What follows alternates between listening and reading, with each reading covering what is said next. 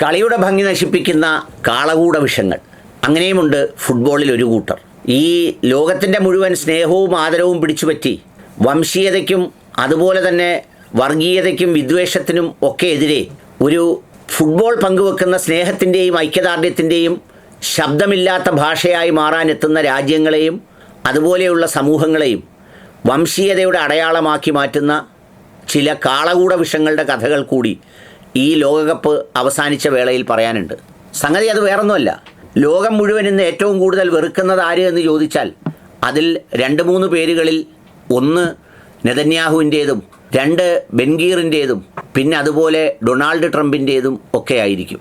കാരണം അത്രമേൽ cut across countries ഇവരെ എല്ലാവരെയും ആ റേഞ്ചിലാണ് ലോകം കാണുന്നത്. അതുകൊണ്ടാണല്ലോ അന്താരാഷ്ട്ര കോടതികൾ നിലപാട് സ്വീകരിക്കുന്നത്, വിവിധ രാജ്യങ്ങൾ നിലപാട് സ്വീകരിക്കുന്നത്, ഒപ്പം നിൽക്കുന്ന സഖ്യകക്ഷികൾ നിലപാട് സ്വീകരിക്കുന്നത്.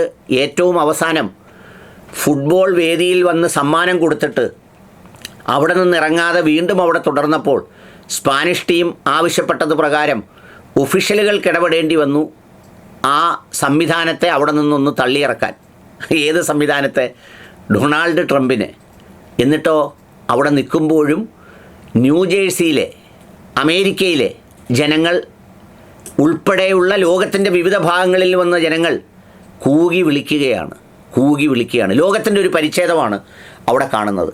അവിടെയുള്ളവർ കൂകി വിളിക്കുകയാണ് ഈ സംവിധാനത്തെ. ആ കൂകിവിളി കഴിഞ്ഞ് ഫിഫ അധ്യക്ഷൻ ഇടപെട്ടാണ് അവിടെ നിന്ന് ഇറക്കിക്കൊണ്ടു പോരുന്നത്. ഇതിനിടയിലാണ് കഴിഞ്ഞ ദിവസം നമ്മൾ ചിലപ്പോൾ ചിലർ പറയൂലേ, പണ്ട് ഈ ചില പ്രശ്നങ്ങൾ ഉണ്ടാകുമ്പം ആളുകൾ മോഹിച്ച് നടക്കും. ഈ കഴിഞ്ഞ അസംബ്ലി ഇലക്ഷന് ഈ ഒരുപാട് സ്ഥാനാർത്ഥികൾ ആഗ്രഹിച്ചു. എന്താണെന്നറിയാമോ? എന്നെ വെള്ളാപ്പള്ളി നടേശൻ സാറൊന്ന് എതിർക്കണമെന്ന്. എന്ന് വെച്ചാൽ എതിർത്താൽ മാത്രമേ ജയിക്കാൻ പറ്റൂ എന്ന് പറയുന്നൊരു സംഗതി.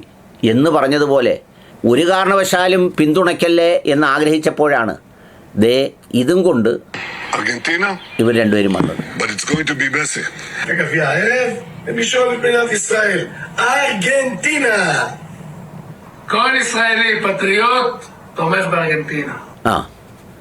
അതായത് ഈ 3 ആരാധ്യ കാളകൂട വിഷങ്ങളിൽ പെടുന്നവർ വന്ന് അർജൻറ്റീനയും മെസ്സിയെയും ആ ജേഴ്സിയും ഒക്കെ എടുത്ത് ഉയർത്തി കാണിച്ചു.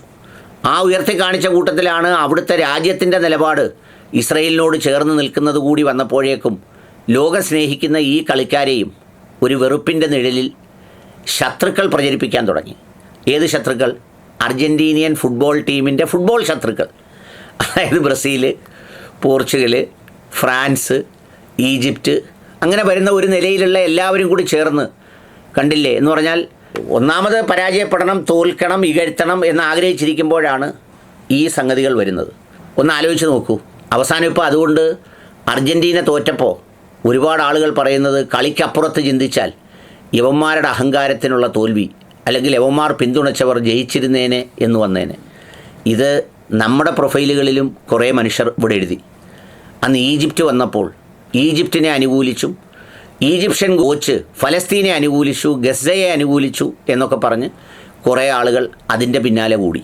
അതുപോലെ കാസയിലെ ചില പ്രൊഫൈലുകൾ സാക്ഷാൽ മെസ്സിയെ അദ്ദേഹത്തിൻ്റെ ചിത്രവുമൊക്കെ വെച്ച് അവിടുത്തെ ഏതോ മതിലിൽ വന്ന് എഴുതി ജൂതന്മാർ ജയിക്കട്ടെ എന്നോ അതൊക്കെ എഴുതിയേക്കുന്നത്. ഞാനതൊന്നും വായിക്കാൻ പോലും ചിലതൊന്നും വായിക്കാൻ പോലും കൊള്ളൂല. നമ്മൾ വായിച്ചാൽ പിന്നെ നമ്മൾ അനാവശ്യമായി ചിലപ്പോൾ പ്രതികരിക്കും. അത് ഉപയോഗമില്ലാത്തതാണെന്നുകൊണ്ട് ഞാൻ കളഞ്ഞത്. അങ്ങനെ കുറേ ആളുകൾ വന്നു. ഈ നെതന്യാഹുവും ബെൻഗീറുമൊക്കെ ഒരു വശത്ത് വന്നപ്പോൾ ഗസയിലെ മനുഷ്യർ അവരുടെ ആജീവനാന്ത ശത്രുക്കളാണല്ലോ ഈ പേരുകൾ. കാരണം അവരുടെ അച്ഛനെ കൊന്ന, അമ്മയെ കൊന്ന, മക്കളെ കൊന്ന, കുടുംബത്തെ ഉന്മൂലനം ചെയ്ത, ജീവിതം തകർത്തവരെ അവർ സ്നേഹിക്കണമെന്ന് ഒരു പ്രകൃതി നിയമത്തിലും പറയാൻ പറ്റില്ലല്ലോ. അവരെന്ത് ചെയ്തു? സ്പെയിനിന് അനുകൂലമായി പലയിടത്തും പതാക ഉയർത്തി, അവർ പ്രകടനം നടത്തി, ആഹ്ലാദം പ്രകടിപ്പിച്ചു. അപ്പോഴേക്കും എന്ത് സംഭവിച്ചു? ഇവർ ഒരു വശത്ത് വന്നു, മറുവശത്ത് മറ്റവരും വന്നതോടുകൂടി ഈ അഴുക്കൻ ഹമുക്കന്മാരുടെ നിഴൽ അർജൻറ്റീനയുടെ ലോകം സ്നേഹിക്കുന്ന ഫുട്ബോളർമാരിലും പതിച്ചു എന്നതാണ് ഒരു സ്ഥിതിവിശേഷം. ഇന്നത്തെ ലോകത്ത് നിന്നും തടയാനാവുന്നതല്ല. എങ്കിലും കേൾക്കുന്ന ചില വകതിരിവുള്ള മനുഷ്യർക്ക് മനസ്സിലായിക്കോട്ടെ എന്ന് വിചാരിച്ച് പറഞ്ഞു വന്നേ ഉള്ളൂ.